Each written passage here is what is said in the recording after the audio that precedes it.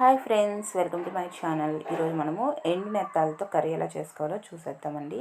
ఇక్కడ నేను ఎండు చేపలు తీసుకొని దోరగా వేయించుకున్నాను ప్యాన్లో. అవి తీసుకున్నాను. చిన్న ఆనియన్స్, కరివేపాకు, అలాగే రెడ్ చిల్లీ పౌడర్, ధనియా పౌడర్, పసుపు, తెల్లగడ్డపాయలు ఒక 6 లేదా 7 తీసుకోండి. ఇదే ప్రాసెస్లో ట్రై చేయండి. ఇక్కడ నేను చింతపండుని ఒక నిమ్మపండు సైజ్ అంతా తీసుకొని వాటర్లో యాడ్ చేసుకొని ఈ చింతపండు రసం అంతా కూడా పిండేసుకొని ఈ గుజ్జును తీసి పక్కన పెట్టేసుకుంటే మనకి ఈ చింతపండు రసం కూడా రెడీ అయిపోతుందండి. చాలా టేస్టీగా ఉంటుంది ఇలా ప్రిపేర్ చేసుకుంటే. ఇప్పుడు మసాలా ఎలా ప్రిపేర్ చేసుకోవాలో చూసేద్దాం.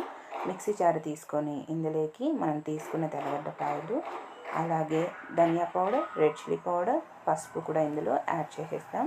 వేరే ఏమీ ఎక్స్ట్రా మసాలాలు కూడా అవసరం ఉండదండి.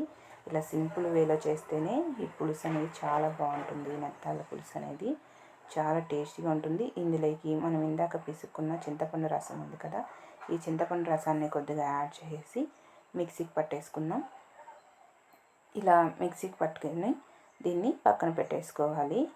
ఇప్పుడు వేయించుకొని పక్కన పెట్టుకున్న ఈ ఎండు నెత్తాలు ఉన్నాయి కదా, వీటిని వాటర్లో యాడ్ చేసేసుకుందాం.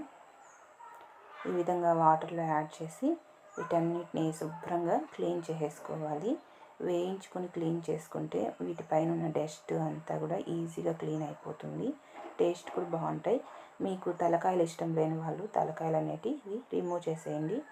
నాకైతే అలాగే ఇష్టం, అందుకే నేను అలాగే వేస్తున్నాను. ఈ విధంగా క్లీన్ చేసుకొని పక్కన పెట్టుకొని కర్రీ ప్రిపరేషన్ చూసేద్దాం. స్టవ్ మీద ప్యాన్ పెట్టుకొని ఆయిల్ ఒక 2 టేబుల్ స్పూన్స్ వరకు యాడ్ చేసుకోండి.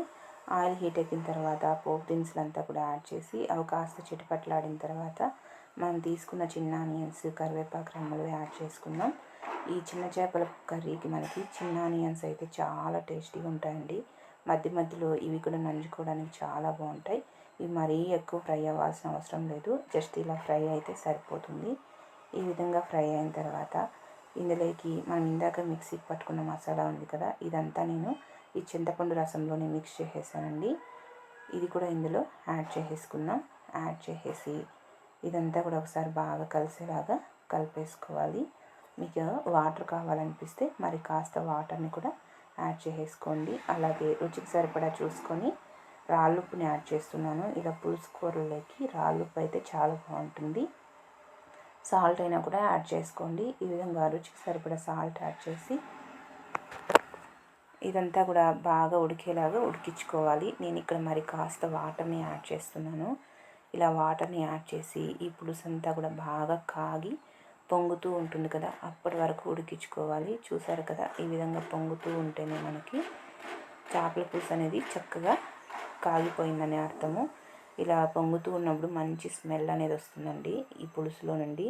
ఇలాగే చేపలు లేకపోయినా కూడా ఇలా ఆనియన్స్తో పులుసు పెట్టుకొని తిన్నా కూడా చాలా బాగుంటుంది. ఈ విధంగా బాగా తెరులుతూ ఉన్నాయి కదా, ఇప్పుడు ఇందులోకి మనము క్లీన్ చేసుకొని పెట్టుకున్న ఈ ఎండు చేపలను కూడా యాడ్ చేసేసుకుందాము. ఈ ఎండు చేపలను కూడా యాడ్ చేసి ఒకసారి ఇదంతా బాగా కలిసేలాగా కలిపేసుకొని ఒక 3-4 నిమిషాలు ఉడికించుకుంటే సరిపోతుందండి. ఎక్కువసేపు అవసరం ఉండదు. ఆల్రెడీ మనం ఆయిల్లో ఫ్రై చేసాం, వాటర్లో క్లీన్ చేసాం కాబట్టి ఒక 3-4 నిమిషాల పాటు ఉడికించుకొని స్టవ్ ఆపేసుకొని వేడి వేడిగా సర్వ్ చేసుకుంటే చాలా టేస్టీగా ఉంటుంది. ఇది వేడి వేడి రాగి సంగట్లేకైతే టేస్ట్ అయితే అదిరిపోతుందండి. మీరు కూడా తప్పకుండా ట్రై చేసేయండి. వేడి వేడి రైస్ లేకైనా బాగుంటుంది. దీని కాంబినేషన్లో సంగటికైతే టేస్ట్ అయితే అదిరిపోతుంది. మీరు కూడా తప్పకుండా ట్రై చేయండి. ట్రై చేసి నా వీడియో కనుక నచ్చితే నా ఛానల్ని తప్పకుండా సబ్స్క్రైబ్ చేసుకోవడం మాత్రం మర్చిపోకండి. Okay friends, bye.